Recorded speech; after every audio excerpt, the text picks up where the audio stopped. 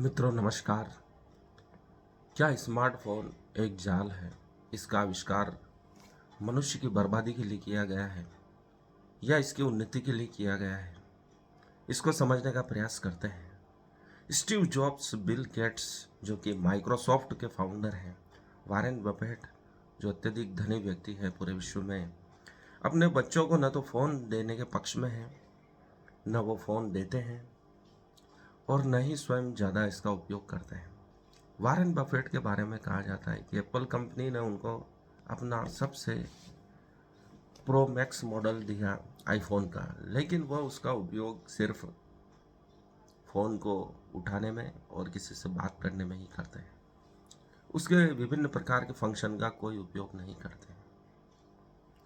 बाकी वो अपना समय क्रिएटिविटी में बिताते हैं, अपने बिजनेस मॉडल को आगे बढ़ाने में करते हैं।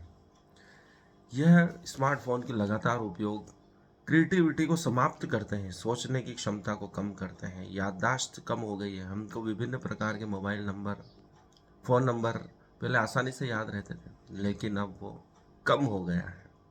बच्चे बाहर खेलने नहीं जाते हैं। पहले कबड्डी, गिल्ली डंडा, कंचे, छुपन छुपाई, पकड़म बाटी, विभिन्न प्रकार के खेल खेलते थे।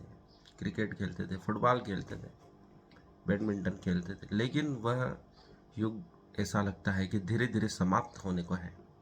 ऐसा क्यों हो रहा है?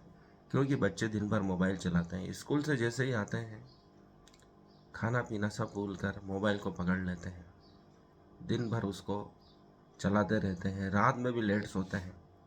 उनके सोने की जो साइकिल है वो भी बिगड़ चुकी है।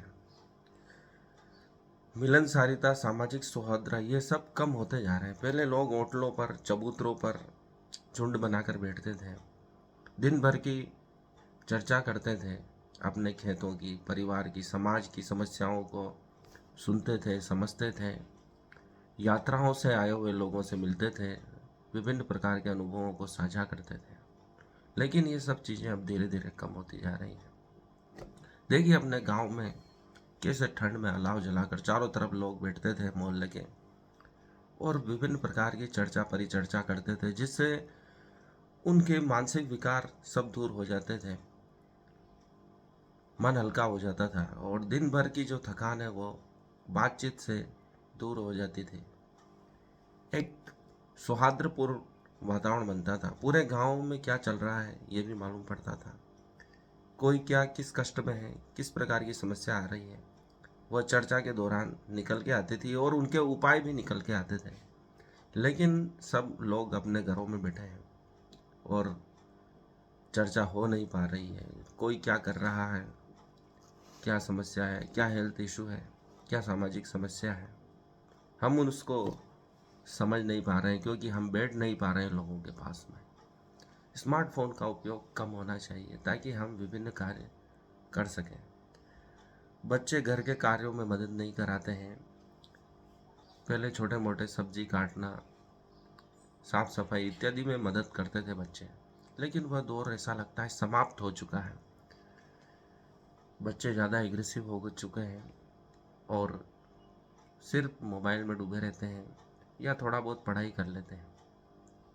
लेकिन यह चीज़ें ठीक नहीं है। मोबाइल का उपयोग सबसे कम होना चाहिए, स्मार्टफोन का उपयोग कम होना चाहिए, बल्कि क्रिएटिविटी में अपना समय बिताना चाहिए। कुछ नया करें, घर के कार्यों में मदद करें, बाहर जाएं, घूमें फिरें, वनों में भ्रमण करें, पहाड़ों पे जाएं, मंदिरों का दर्शन करें, देव स्थानों पर जाएं। कुछ ऐसा करें जिससे शरीर की गतिविधि बढ़े, उसकी कसरत हो, योगासन करें, प्राणायाम करें, ताकि हमारा मानसिक स्वास्थ्य भी सुधरे। इस चीज़ पर हमें गौर करना होगा। ऐसा नहीं हो कि हम मोबाइल के इस युग में अपने हेल्थ इशू बढ़ा लें, अपने मानसिक स्तर को कमज़ोर कर लें, जबकि ये चीज़ें गौण हैं। स्मार्टफोन का उपयोग गौण है। इन चीज़ों को हमें कम करना होगा। इन चीज़ों को बड़े बड़े लोग पहले ही समझ चुके थे, लेकिन हमें इसको अभी समझना होगा। बड़े लोगों की विशेषता होती है कि वह भविष्य में भी झांक लेते हैं कि क्या होने वाला है, इसलिए उन्होंने अपने बच्चों को पहले ही स्मार्टफोन से दूर रखा है। लेकिन हम अपने बच्चों को चुप कराने के लिए या वो हमें परेशान न करे, खुद ही स्मार्टफोन दे देते हैं और अपना काम करते रहते हैं। उसके बाद बच्चों की लत पड़ जाती है और वह हम छुड़ाना चाहते हैं तो भी नहीं छोड़ते हैं। इस पर विचार करें, जीवन में संतुलन स्थापित करें, उनके घंटे फिक्स कर दें कि वो 1 घंटा चलाएंगे, 2 घंटा चलाएंगे, उसके बाद नहीं चलाएंगे, दूसरा काम करेंगे। बच्चे इतने एग्रेसिव होते हैं कि अपने माता पिता को भी वो चोट पहुंचाने लगे हैं, हानि पहुंचाने लगे हैं। ऐसी ऐसी न्यूज़ आ रही है कि उनने माता पिता की भी हत्या कर दी। ये एक बहुत ही मानसिक बीमारी का लक्षण है। इनको मनोचिकित्सक की ज़रूरत है। बहुत से बच्चों की आंखें खराब हो गई, परमानेंट आंखें खराब हो गई है, उनका कोई उपचार होना संभव नहीं है। ऐसे कई दुष्परिणाम हैं जो हमें स्मार्टफोन के देखने को मिल रहे हैं।